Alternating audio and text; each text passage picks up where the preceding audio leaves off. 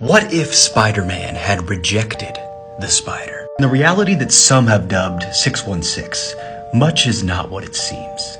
Death, even more so. Throughout much of his life, Peter Parker was a victim of Spider-Man, his spider powers, his very spider essence. And now, Peter Parker, a longtime fugitive of Spider-Man, has become a literal prisoner of his alter ego. With his former body left behind, his spider essence is elsewhere. And the essence makes him a simple offer. Because up until now, Parker has been resistant of his spider side, his other. The essence asks, are you the man who dreamed of being a spider, or the spider who dreamed of being a man? Are you the one or the other? In the reality of 616, Peter trusted his instincts, embraced the spider, and was reborn. But in another reality, his instincts took him in a different direction. The vast spider, who was to be Spider-Man's spirit guide, ceased its twitching and died. Parker walked away, and though he was in this dreamscape for who knows how long, his status did not change. His physical form remained a cocoon under the Brooklyn Bridge, waiting for a spider that was never coming. But maybe someone else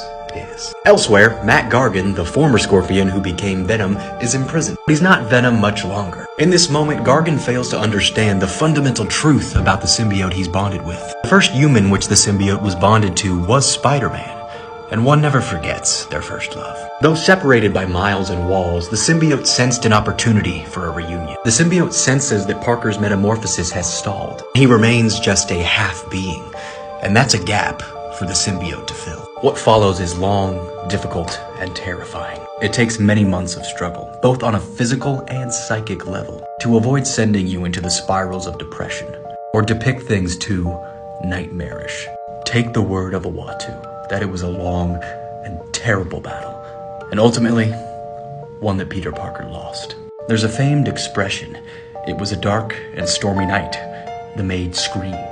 Mary Jane Watson has awoken to a nightmare at Avengers Tower. She keeps having nightmares about these monstrous incarnations of Peter coming back. And now that nightmare is here. Though this is not Venom.